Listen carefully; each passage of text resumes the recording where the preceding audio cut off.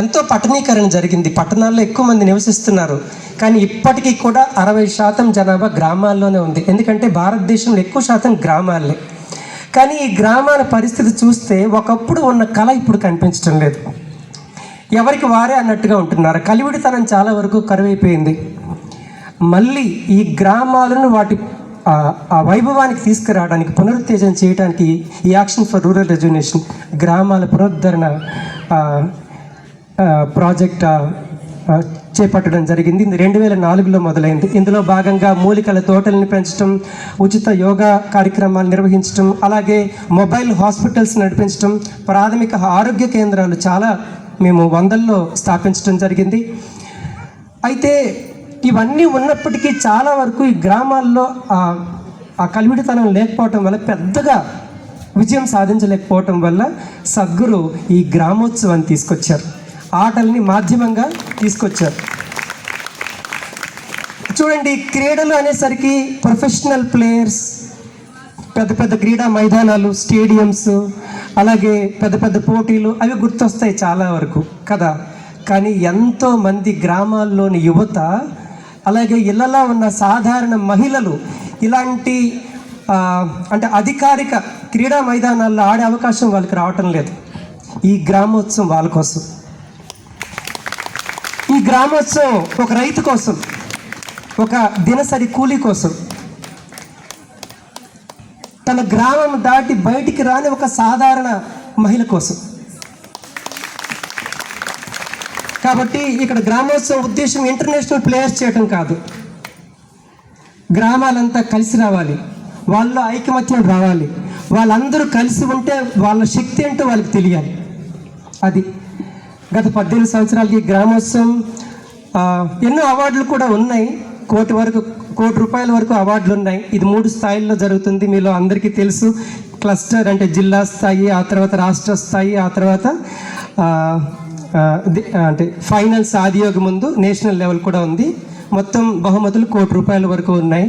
అయితే ముఖ్యంగా ఈ గ్రామోత్సవం బహుమతులు కాదు, దీని వెనక ఇంకొకటి చాలా ముఖ్యమైనది ఉంది. అదేంటంటే గ్రామాల్లో వస్తున్న మార్పు. నిన్న నేను అక్కడ రిజిస్ట్రేషన్ దగ్గర కూర్చుని ఉన్నాను. సుమారు రాత్రి 9 గంటలు అయింది సార్. వైజాగ్ నుంచి టీం అప్పుడే చెక్-ఇన్ అవుతున్నారు వాళ్ళు. ఒక ఆమె ఒక బాబుని ఎత్తుకుని ఉంది. ఎవరు బాబు అని అడిగాను నేను. అంటే మా బాబే అన్నామే. వయసు 9 నెలలు. మరి ఎలా ఆడతారు బాబుతారంటే, మా అక్క వచ్చింది చూసుకోవడానికి నంది. వెంటనే వాళ్ళ అక్క పక్కనే, సార్ నేనున్నాను సార్, నేనే వాళ్ళ అక్కని అందామే. ఇది కావాల్సింది. బాల్ పట్టుకోవటం తెలియని సాధారణ గృహిణులు ఈరోజు రాష్ట్ర స్థాయిలో ఆటల్లో పాల్గొనగలుగుతున్నారు. ఇది మార్పు కాదంటారా మీరు? అందరూ ప్లేయర్స్. అలాగే యువత కూడా ఎన్నో రకాలు ఉన్నాయి వ్యాపకాలు, కానీ ఆటల్లో వాళ్ళు చెడు వైపు వెళ్లకుండా మంచి వైపు వెళ్ళటానికి ఈరోజు మన ముందు ఉన్న వాళ్ళు సాధారణమైన వాళ్ళు కాదు. కేవలం ఆటల ద్వారా ఈరోజు ఎంతో ఉన్నత స్థాయి పదవుల్లో ఉన్నవాళ్ళు, వాళ్ళంతా మీకు ఎంతో స్ఫూర్తిదాయకం. 18 సంవత్సరాలుగా ఈ ఈషా గ్రామోత్సవం జరుగుతున్నప్పటికీ మన ఆంధ్ర తెలంగాణలో గత 4 సంవత్సరాలుగా జరుగుతుంది. ఇది 4వ సంవత్సరం. ఈ క్లస్టర్ స్థాయిలు అంటే జిల్లా స్థాయిలో పాల్గొన్న వాళ్ళందరూ అక్కడ విన్నర్స్, రన్నరప్ టీమ్స్ ఇప్పుడు డివిజనల్ స్థాయిలో పోటీ పడడానికి ఇక్కడికి వచ్చిన వాళ్ళు భీమవరం, విశాఖపట్నం, కాకినాడ, రాజమండ్రి, ఏలూరు అంటే ఏలూరు జిల్లా, ఏలూరు, అలాగే గుంటూరు, కృష్ణా జిల్లాల నుంచి మొత్తం 7 జిల్లాల నుంచి వచ్చిన ప్లేయర్స్ ఇక్కడ ఉన్నారు sir, winners and runner-up teams. ఈసారి క్లస్టర్ స్థాయిల వివరాలు మీకు చెప్పాలి అని అంటే 12 జిల్లాల్లో మనం చేసాం ఆంధ్ర వ్యాప్తంగా. ఇక్కడ 7 జిల్లాల్లో డివిజనల్ జరుగుతున్నాయి. ఇంకొక 5 జిల్లాలకు తిరుపతిలో పెట్టాం. ప్లేయర్స్కి అందరికీ ఒక దగ్గరికి రావడానికి దూరం అవుతుందని ఈసారి మొదటిసారిగా ఇప్పుడు తిరుపతిలో పెట్టాం. ఇది వచ్చే ఆదివారం రోజు అక్కడ ఉంది తిరుపతిలో. 12 జిల్లాలు 23 ప్రాంతాల్లో జిల్లా స్థాయి మ్యాచ్లు జరిగాయి. 778 జట్లు, టీమ్స్, 8840 ప్లేయర్స్, ఆటగాళ్ళు. అందులో 530 volleyball teams, 6360 players, 248 throwball teams, 2480 players. మీరు ఇది గమనించాలి, 2080 మంది ప్లేయర్స్ అంటే 2080 మంది సాధారణ స్త్రీలు. ఒక మామూలు స్త్రీ ఇంతమంది ఈరోజు బయటకు వచ్చారు, వేదికల పైన ఆడుతున్నారు, వేదికలపై ఆడుతున్నారు. వీళ్ళు ప్రొఫెషనల్స్ కాదు. ఇదే దీని అసలు విలువ. ప్రతి జట్టు వెనక వాళ్ళ గ్రామం ఉంది, ప్రతి ప్లేయర్ వెనక వాళ్ళ కుటుంబం ఉంది, ప్రతి మ్యాచ్ వెనక ఆ సామాజిక స్ఫూర్తి ఉంది, ఆ ఐకమత్యం కనిపిస్తుంది. చీఫ్ గెస్ట్ ఎంతమంది ఉన్నారు, ముఖ్యంగా వాళ్ళ మాటల్లో వాళ్ళు మీకు స్ఫూర్తి కలిగించే ఎన్నో మాటలు చెప్పగలరు. కాబట్టి ఈరోజు ఈ కార్యక్రమాన్ని మనం గెలుపు కోసం కాదు, అది ఎలాగో వరిస్తుంది. మనం ఇందులో పూర్తిగా లీనమైతే గెలుపు ఎలాగో వరిస్తుంది. కానీ మనం ఈ రోజు అంత ఒక పెద్ద వేడుకలా చేసుకోవాలి. దానికి మీరు రెడీగా ఉన్నారా అందరూ? ఎస్. అలాగే ఈరోజు ఎంతోమంది వాలంటీర్లు వివిధ ప్రాంతాల నుంచి ఇక్కడికి వచ్చేస్తున్నారు. వాళ్ళు అన్ని విధాలుగా మీకు మంచి అనుభూతి కావటానికి అన్ని ఏర్పాట్లు చేస్తున్నారు. మనం ఈ పూర్తి రోజుని ఒక సంబరంగా జరుపుకుందాం. ఓకే.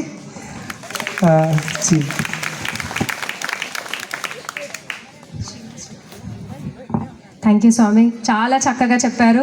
మీరు ఇందాక చెప్తుంటే ఆ చిన్నపిల్ల చంటిపిల్ల తల్లి వాళ్ళందరూ కూడా అక్కడ మంచి హుషారుగా కనిపిస్తున్నారు. చాలా సంతోషం, ఇంతమందికి ఇంత స్ఫూర్తిదాయకంగా ఇది నిలిచిందని. అండ్ ఇప్పుడు మన guest of honour Srinivas Reddy గారిని ముందుకొచ్చి మాట్లాడవలసిందిగా కోరుతున్నాం. గ్రామోత్సవం డివిజన్ లెవెల్ పోటీలను ప్రారంభించడానికి ముఖ్య అతిథిగా విచ్చేసినటువంటి మన స్పోర్ట్స్ డైరెక్టర్ కిషోర్ గారికి, అట్లాగే మన ఇషా ఫౌండేషన్ ఆశ్రమం నుంచి వచ్చిన అంబరా స్వామి గారికి, అట్లాగే ఇంటర్నేషనల్ వాలీబాల్ ప్లేయర్ మా స్నేహితుడైనటువంటి మన గోపిచంద్ గారు వాళ్ళ అబ్బాయి విజయ్ చంద్, నాని అంటారు, నాని గారికి, అట్లాగే ఇక్కడ ఉన్న వాలంటీర్స్ అందరికీ, అట్లాగే ప్లేయర్స్ అందరికి కూడా ఆల్ ది బెస్ట్ చెప్తున్నాను. ముఖ్యంగా ఇషా ఫౌండేషన్ గురించి చెప్పాలంటే ఇప్పుడు స్వామీజీ అంతా చెప్పారు. జిల్లా లెవెల్లో పోటీపడి ఇప్పుడు చెప్పినటువంటి ఎవరైతే విలేజెస్ నుంచి ఎప్పుడూ బయటికి రాని వాళ్ళని కూడా బయటికి తీసుకొచ్చి చాలా కష్టపడ్డారు. వాళ్ళకి ఎప్పుడో ఒక 2 నెలల ముందు నుంచే వాళ్ళ ఇళ్ళ దగ్గరికి వెళ్ళి వాళ్ళ విలేజ్లకి వెళ్ళి వాళ్ళకి అక్కడ నెట్లు కట్టించి వాళ్ళకి బాల్ ఇచ్చి వాళ్ళకి ప్రాక్టీస్ కూడా చేయించారు. అది మేము కళ్ళారా చూసాము. ఈ జిల్లా లెవెల్ నుంచి వాళ్ళని అసలు లేడీస్ బయటికి రావటం అంటేనే కష్టం, గ్రామాల్లో నుంచి రావటం అనేది. ఇప్పుడు ఆ జిల్లా దాటి ఇప్పుడు డివిజనల్ లెవెల్ ఇంత దూరం కూడా వచ్చారు. అది నిజంగా ఇషా ఇచ్చిన స్ఫూర్తితోనే వాళ్ళు ఇంత దూరం వచ్చారు సార్. నిజంగా వాళ్ళు ఇంట్లో నుంచి బయటికి రావాలంటే హౌస్ వైఫ్స్ అనేవాళ్ళు ఇంట్లో మగవాళ్ళు ఎక్కడికి కూడా పంపించరు. అట్లాంటిది వాళ్ళని అంత ఎంకరేజ్ చేసి వాళ్ళ విలేజెస్కి వెళ్ళి వాళ్ళని వాళ్ళలో మంచి క్రీడా స్ఫూర్తిని నింపి మీరు ఇక్కడ దాకా తీసుకొచ్చారు. అలాగే ఇక్కడి నుంచి కూడా మన కోయంబత్తూరు నేషనల్ లెవెల్కి కూడా అందరూ ఆడి అందరూ వెళ్ళాలని చెప్పి కోరుకుంటున్నాను. ముఖ్యంగా జిల్లాల్లో ఈ ఇషా గ్రామోత్సవం అనేది గ్రామీణ యువత చెడుదారిన పోకుండా ఉండేదానికి ఇది మంచి కార్యక్రమం. ఇప్పుడు రూరల్ డెవలప్మెంట్ అనేది ముందు ముఖ్యంగా మనము ఎక్కడ ఎన్ని ఇన్ఫ్రాస్ట్రక్చర్స్ అనేవి గ్రామీణ ప్రాంతాల్లో ఎక్కడ ఉండవు. కానీ చాలామంది మనము డిస్ట్రిక్ట్ లెవెల్ సెలక్షన్స్ కానీ అట్లాగే స్టేట్ లెవెల్ సెలక్షన్స్ ఏమన్నా కూడా గ్రామీణ యువత పార్టిసిపేషన్ అనేది ఓన్లీ 30 to 40% ఉంటుంది. వాళ్ళకి ల్యాక్ ఆఫ్ నాలెడ్జ్. ఇట్లా సెలక్షన్స్ ఉంటాయి, ఈ ఏజ్ గ్రూప్లో అండర్ 14లో ఉంటాయి, అండర్ 16లో ఉంటాయి, అండర్ 18లో ఉంటాయి అనేది వాళ్ళకి నాలెడ్జ్ లేకపోవటం వల్ల కూడా వాళ్ళు ఆ సెలక్షన్స్కి రాలేకపోతున్నారు. అలాంటిది ఈ ఇషా గ్రామోత్సవం అది పెట్టిన తర్వాత రూరల్ ఏరియాల్లో కూడా మంచి క్రీడాకారులను వెలికి తీసి ఇక్కడికి తీసుకురావటం వల్ల వాళ్ళకి అవేర్నెస్ అనేది కలుగుతుంది. అట్లాగే వీళ్ళు ప్రతి ఈవెంట్లో కూడా మేము కూడా పాల్గొనాలా, మేము కూడా మంచి పథకాలు సాధించాలా, అట్లాగే జిల్లా లెవెల్లో, స్టేట్ లెవెల్లో, అట్లాగే నేషనల్ లెవెల్లో కూడా మేము పార్టిసిపేట్ చేయాలనేది వాళ్ళకి మంచి ఎంకరేజ్మెంట్గా ఉంటుంది.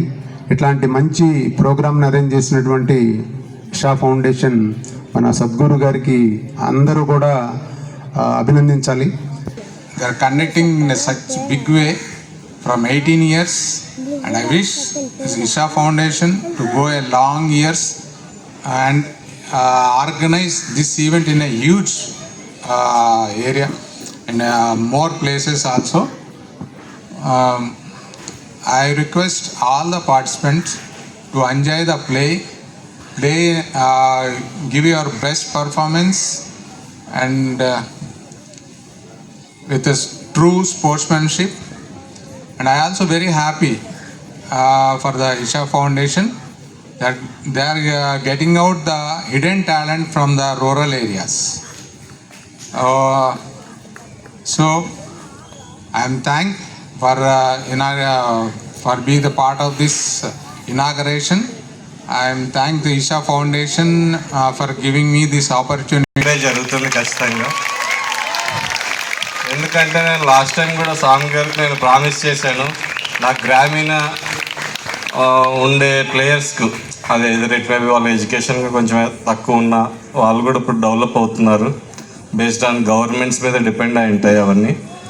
అలాగే ఇప్పుడు వాళ్ళని టాలెంట్ని మేము బయటికి తీసుకురావాలని నేను లాస్ట్ 17th అప్పుడు కూడా చెప్పాను, ఇప్పుడు 18th కూడా చెప్తున్నా, కమింగ్ అలాగే నెక్స్ట్ ఇయర్ కూడా చెప్తాను. వాళ్ళ టాలెంట్స్ అన్నీ మనకు బయటకు వస్తే నేను కావాలంటే స్పెషల్ స్కాలర్షిప్ మా యూనివర్సిటీ నుంచి కూడా ప్రొవైడ్ చేస్తాం. వాళ్ళు ఏమైనా ఎడ్యుకేషన్ తక్కువ ఉంటే.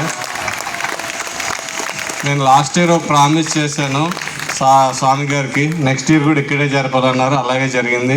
మళ్ళీ ఇయర్ ఒక ప్రామిస్తో వచ్చాను, స్కాలర్షిప్ నేను స్పెషల్గా కన్సిడర్ చేస్తాను ఇషా ఫౌండేషన్ తరఫున. అలాగే మా యూనివర్సిటీలో స్పోర్ట్స్ అనేది హైయెస్ట్ ప్రియారిటీ ఇస్తాము. బట్ ఇండియాలో మీరు కేఎల్ యూనివర్సిటీ అంటే సౌత్ జోన్ ఆల్ ఇండియాకి మీరు ఎక్కడ అడిగినా కూడా కేఎల్ యూనివర్సిటీ ద టాప్ అంటారు, స్పోర్ట్స్ ప్లస్ అకాడమిక్స్ రెండు. ఇక్కడ మా స్పోర్ట్స్ ఫెసిలిటీస్లో 1 lakh square feet స్టేడియం అక్కడ ఆపోజిట్లో కంప్లీట్ అయిపోతుంది వితిన్ 6 monthsలో. ఇది ఇండియాలో టాప్ మోస్ట్ స్పోర్ట్స్ ఫెసిలిటీస్ ఎక్కడ లేదు యూనివర్సిటీలో. అలాగే రీసెంట్గా 1 crore పెట్టి పికిల్ బాల్ కోర్ట్స్, అది యుఎస్ఏలో ఫేమస్ అయింది. అది హాస్టల్ దగ్గర కూడా 12 courts కన్స్ట్రక్ట్ చేసాం, మీరు కావాలంటే విజిట్ చేయొచ్చు ఆఫ్టర్నూన్ కానీ అలా వెళ్ళినప్పుడు. 1 crore పెట్టి కట్టించాము only for students purpose. Plus games, international games కూడా ప్లాన్ చేస్తున్నాము. అలాగే మా యూనివర్సిటీ తరఫున ఒక గ్రామీణ రేపల్లె చెరుకుపల్లి ఐ థింక్ జ్యోత్ సురేఖ, వెన్నం జ్యోత్ సురేఖ అని ఒక ఆర్చరీ అమ్మాయి ఉంది. ఆ అమ్మాయి ఇప్పుడు డిప్యూటీ కలెక్టర్ ఎన్టీఆర్ డిస్ట్రిక్ట్. ఆమె చిన్న గ్రామీణ నుంచి అంచెలంచెలుగా ఎదుగుతూ ఇంటర్నేషనల్కి వెళ్ళి డిప్యూటీ కలెక్టర్గా ప్రజెంట్ ఎన్టీఆర్ డిస్ట్రిక్ట్లో ఉంది. అమ్మాయి జాబ్ చేస్తుంది. అలాగే చెస్ స్టూడెంట్స్ కూడా అలాగే గ్రామీణ నుంచి వచ్చారు, వాళ్ళకి కూడా నేను 100% ఫీజు రాయితీ ఇచ్చాము.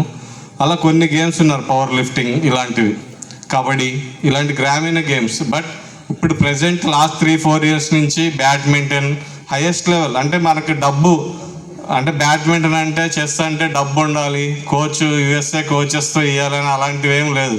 మనకు స్కిల్ ఉంటే చాలు, మనం డెఫినెట్గా గెటన్ అవుతాము. డబ్బుతో పని లేదు, మన టాలెంట్ ఇంపార్టెంట్. నేను కూడా మా ఫాదర్ రైతు కుటుంబం నుంచి వచ్చారు. నేను కూడా ఇలాగే మీ మాదిరిగా గ్రామీణ నుంచి వచ్చి అంచెలంచెలుగా ఎదుగుతూ పిహెచ్డి వరకు కంప్లీట్ చేశాను. తర్వాత స్పోర్ట్స్ క్రికెట్ ఆడాను, ఎంఎస్కే ప్రసాద్తో సీనియర్ ఆయన నాకు క్రికెట్ ఇంటర్నేషనల్ ప్లేయర్. అలా అంచెలంచెలుగా నేను కూడా ఎదుగుతూ ఈ స్టేజ్లో ఉన్నాను. ప్రజెంట్ యంగ్ ఏజ్లో పిహెచ్డి కూడా కంప్లీట్ చేశాను. అలా నా డబ్బుతో పని లేదు, మనకు మన టాలెంట్, మన స్కిల్ అది ఇంపార్టెంట్. ప్లస్ అలాగే దీని వెనక ఏముండాలంటే డిసిప్లిన్ ఉండాలి, అది లేకపోతే వేస్ట్. డబ్బుతో కాదు, డిసిప్లిన్ ఇంపార్టెంట్. మనం ఏ పని ఏ రోజు ఏం చేయాలనేది మనకు ఐడియా ఉండాలి, అలా ఉంటేనే మనం ముందుకు వెళ్తాం, లేకపోతే మన లైఫ్ వెనక్కి వెళ్ళిపోతుంది. ఒక్కసారి మనం 20 years మనం ఎప్పుడైతే బర్న్ అయ్యామో ఆ 20 yearsలో మన ఎడ్యుకేషన్ పర్ఫెక్ట్గా కంప్లీట్ చేస్తే మనం హీరో అవుతాం. నెక్స్ట్ 8 years హీరో అవుతాం. 20 yearsలో మనం కష్టపడితే నెక్స్ట్ 8 years హీరో అవుతాం. మీరు 20 yearsలో వేస్ట్గా తిరిగారనుకో నెక్స్ట్ 0 అవుతారు. అది 100% ఫాలో కావాల్సిందే. బట్ మీరు అబ్జర్వ్ చేయండి, మంచిగా స్కూల్ ఎడ్యుకేషన్ కానీ అన్నీ పర్ఫెక్ట్గా చదివి స్కిల్ ఉంటే వాళ్ళ 80 years వాళ్ళ లైఫ్ చాలా బాగుంటుంది. అలాగే మనం జాలీగా తిరిగి 20 years అంటే బేవర్స్గా రోడ్డు మీద తిరిగేసి అంటే ఏమీ తెలియదు వాళ్ళకు, అలా ఇష్టం వచ్చినట్టు చేస్తారనమాట. బైక్స్ వేసుకుని మీరు రోడ్డు మీద చూస్తారు, మనం వెళ్తుంటే కటింగ్స్ కొడుతుంటారు. వాళ్ళ ఇంట్లో మరి ఏం చెప్తారో ఏమో కానీ, పేరెంట్స్ కూడా అలా ఎంకరేజ్ చేస్తారో ఏమో కానీ, అవతల వాడు ప్రాణం పోతుంది కానీ వాడికేం హ్యాపీగా తిరుగుతున్నాడు. అది అబ్జర్వ్ చేయట్లేదు యూత్, ప్రజెంట్ యూత్ అవన్నీ అబ్జర్వ్ చేయాలి. అదే డిసిప్లిన్ అనేది. ప్రజెంట్ ఇప్పుడు లేటెస్ట్గా జెన్జీ అంటున్నారు. జెన్జీ అంటే యంగ్ గాయస్ ఇప్పుడు ఎలా ఉండాలంటే డిసిప్లిన్ నేర్చుకోవాలి ఫస్ట్. రోడ్ల మీద బైక్స్ వేసి తిరిగేది కాదు. ఇవన్నీ చాలా కొంచెం ఇదిగా ఉంది ప్రజెంట్ సిచ్యువేషన్. దాన్ని అంతా మనం ఫాలో కావాలి. అది ఎక్కడి నుంచి ఫాలో కావాలంటే ఇప్పుడు స్వామి గారు స్పీచ్ ఇచ్చారు, దానికి ఎన్నో మంచి విషయాలు చెప్పారు. అలాంటివి మీరు మైండ్లో నోట్ చేసుకోవాలి. చెడు విషయాల్ని ఫాస్ట్గా నోట్ చేసుకుంటారు. YouTube, Instagram, social media follow అవుతున్నారు, కానీ స్వామి గారు చెప్పిన మాట మట్టి ఫాలో కావట్లేదు. అది మీరు అందరూ ఫాలో అవుతారని నేను కోరుకుంటున్నాను. Thank you. Thank you so much sir. చాలా స్వీకరించాల్సిందిగా కోరుతున్నాం.